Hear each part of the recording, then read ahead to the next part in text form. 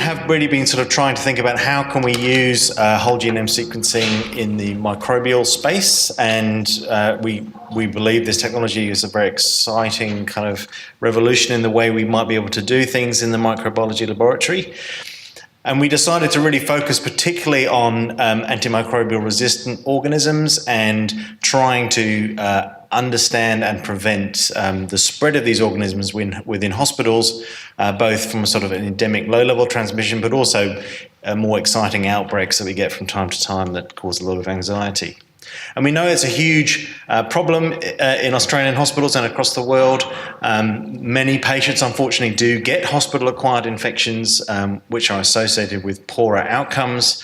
And if you have antibiotic-resistant strains causing those infections, they are particularly more risky. And it actually has a huge excess health cost to the system. So even a modest investment into improving technologies that might prevent some of these things could have huge savings, as Louise was talking about earlier. And we now really, across the world, everybody understands now that whole genome sequencing is probably the most powerful technology to try and understand how these organisms are transmitting within hospitals. And it sort of streaks ahead of all the sort of traditional methods that we've been using for many years. So we've been sort of trying to look at what if we actually started to sequence, if not all, but at least a significant proportion of those antibiotic-resistant organisms that we see in the laboratory, the sort of things that would be communicating back to infection control teams and that they would be responding to. How can we use that genomic information to guide what we do? How can we understand outbreaks when they occur, and also provide a kind of early sort of canary in the coal mine sort of warning system to pick up more high-risk clones or things that are going to be more problematic or might require a little bit more attention, and really see where whole genome sequencing can sit within our sort of routine laboratory practice. So we brought together both people from the laboratory side, from research, from the clinical infection control teams within 3 of our main target hospitals. So we obviously would love to do this everywhere, but given the limitations of money and so on, we really concentrated on the PA, Royal Brisbane, and what is now not Lady Cilento, given that they have the most complex patients and actually have some of the highest burden of antibiotic-resistant strains because they have a lot of antibiotic use and they have more complex healthcare. And we've leveraged a lot of the expertise from University of Queensland and also at the Forensic and Scientific Services Laboratory over at Cooper's Plain.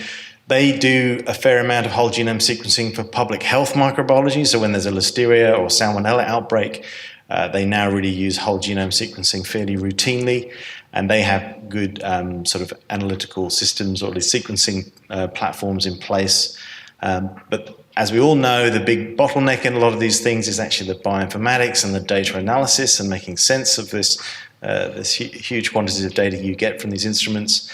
And that's where partnering with the University of Queensland Bioinformatics Group with Scott Beatson's lab and QFab and other places has been really instrumental.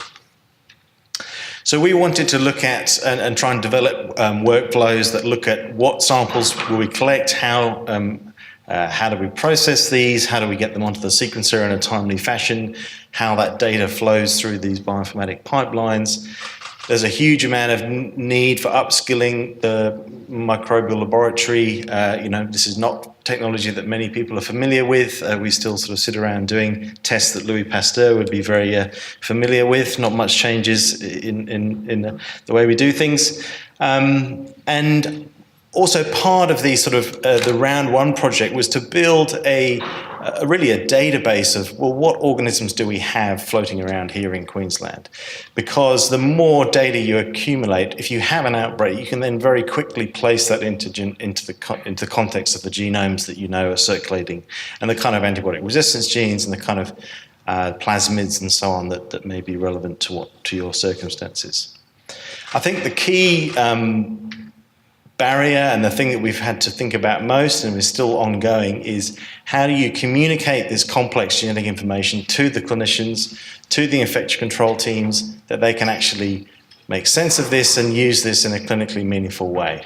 You can produce those, sort of complex genetic reports, but if they mean nothing to a busy clinician, then they won't have much influence on what happens at the end of the day.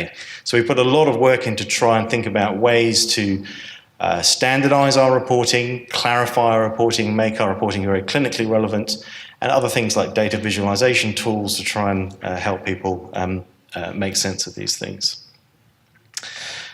So this is a sort of a summary. It's probably a little bit too much going on there, but this is a summary of the way we sort of stitched everything together.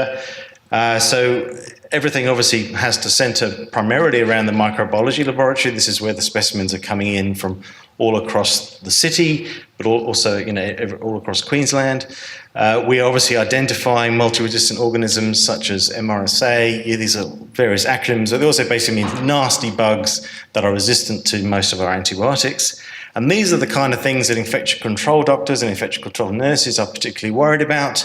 These are ones that can cause outbreaks that are potentially spreading in hospitals and might need some action to try and prevent or deal with these problems.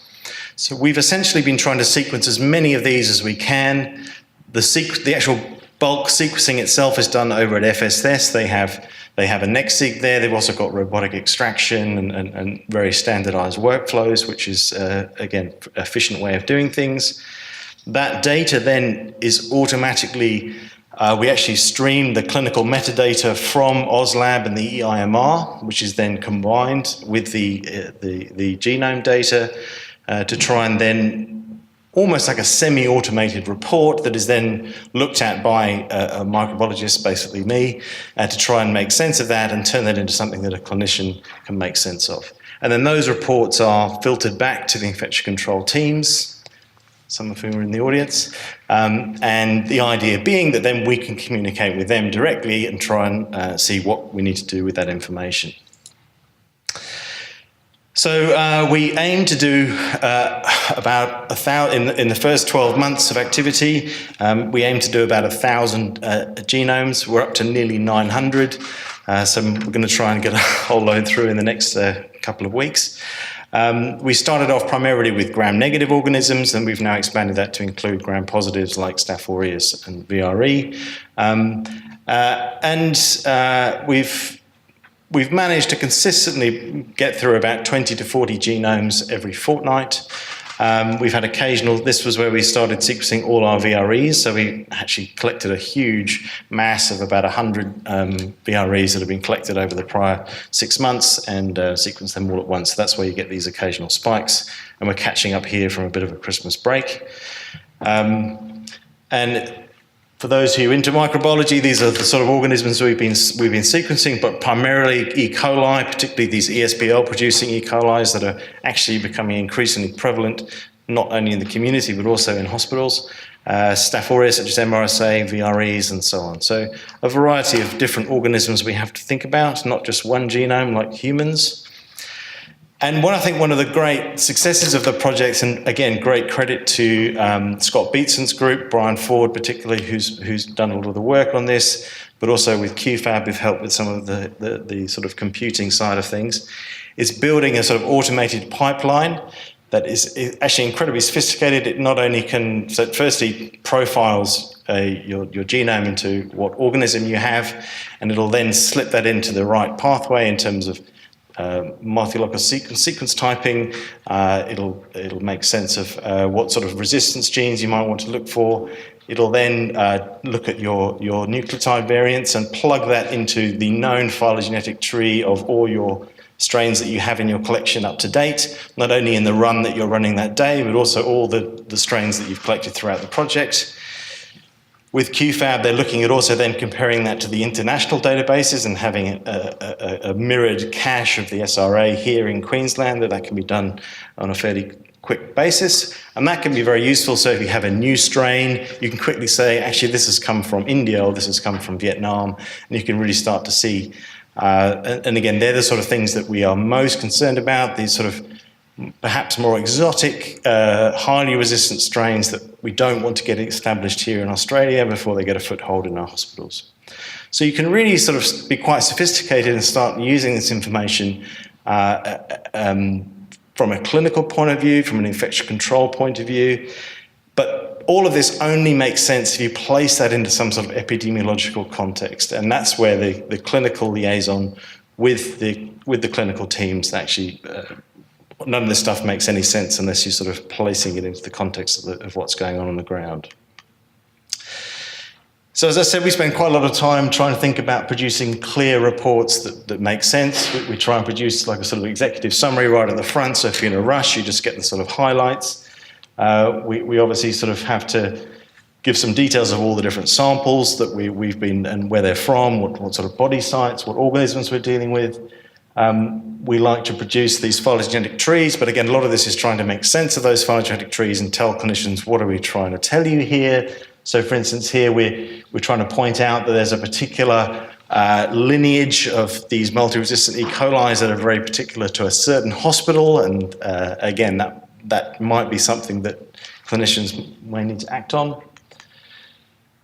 I won't go into this too much detail, but I think there's a huge potential for actually delving even deeper beyond just a patient. So in fact, we've had several outbreaks that have been sort of grumbling over many years in some of our hospitals. And in fact, we've started doing sampling from environmental sources like drains and sinks and shower heads and so on. And you can actually do metagenomic sampling. And incredibly, what we found is just in a couple of samples from the sinks and drains in one of the wards, we're actually able to resolve several different outbreaks that were all actually originating probably from the plumbing. And you can actually match the metagenomic genomes from your whole genomes from cultured isolates, and they match perfectly. So I think there's a huge amount of scope for really sort of taking this technology in interesting directions. And lastly, I'll just, if there's, I'm not sure if this is going to work, but there's quite a groovy little video that Scott's group have put together. Again, some of what we've been trying to do is to, again, make this data intelligible to clinicians, something that they can make sense of. And a lot of time when you have outbreaks, infection control nurses have to sit down with the pen and paper and sort of track where patients have gone. It's very manual. They make hand-drawn Gantt charts and Excel spreadsheets. And we think we could try and automate this process and make it much faster and easier to understand. And Scott's group have put together this program called HiVis, which I will try and demonstrate now if I can get this to work. Oh, there's normally some nice music that goes with it. Anyway, it's quite a good little, this is actually available online. There's a beta version of this that you can see. We actually upload maps of all the hospitals, so you have a two-dimensional sort of manifestation of what's going on. And you can start to track where these organisms are occurring in time and space. You can sort of drag across your data and see what's happening.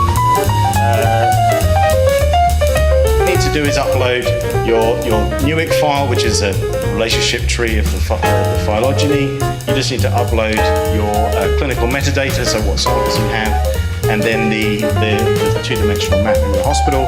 And this program will basically make sense of this all and present it all in a nice, attractive visual way. And this is the kind of thing that one could imagine could be integrated into a EIMR dashboard. So there might be like an infection control module that infection control nurses could look at every day, and that genome information could be presented in a way that makes sense to people. So I think I've just got a couple more slides. So basically, I think this technology has huge potential in microbiology, as everybody's around the world beginning to understand, and it really is the most powerful tool to sort of make sense of these transmission events. I think it's incredibly important that we don't we make sure this happens within the context of routine clinical care, and we bring our infection control teams with us on this journey. The successes so far have been that we have now a pretty robust system in terms of sample collection, preparation, and ferrying the data around the pipelines. We get regular reports now to our infection control teams.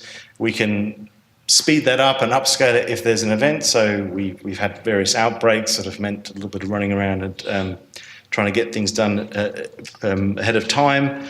We're able to now service other hospitals. We've had some regional hospitals might phone us up and say, we've got an outbreak of XYZ, can you help us? And I think we're getting more and more able to do that across the state. And very much part of our round 2 project is expanding that to a true statewide service. So essentially any Pathology Queensland laboratory will be able to come to us and say, can you help us with a genomic analysis of our organisms? Really what we need to now is bring together all these various strands from the university, from the different hospitals, from the pathology lab, from FSS, and bring it more under the umbrella of the Queensland Health and Pathology Queensland itself, and be part of whatever genomic solution Pathology Queensland ultimately develops. And we're going to need to align with things like the electronic medical record and the sort of data analytical pathways that will eventually come online. And I think, as I said, we have several, you'll see this afternoon, there's several innovation projects that are looking at other aspects of the application of genomics for infections, such as rapid diagnostics, pathogen discovery, and so on. But I think all of this can be well supported by this existing QGHA-funded pipeline that we have in place now. We can try and keep our analytical processes standardized and consistent, and then we can all talk the same language. And really this is actually, we can apply this to pretty much any patient in Queensland, adult or child.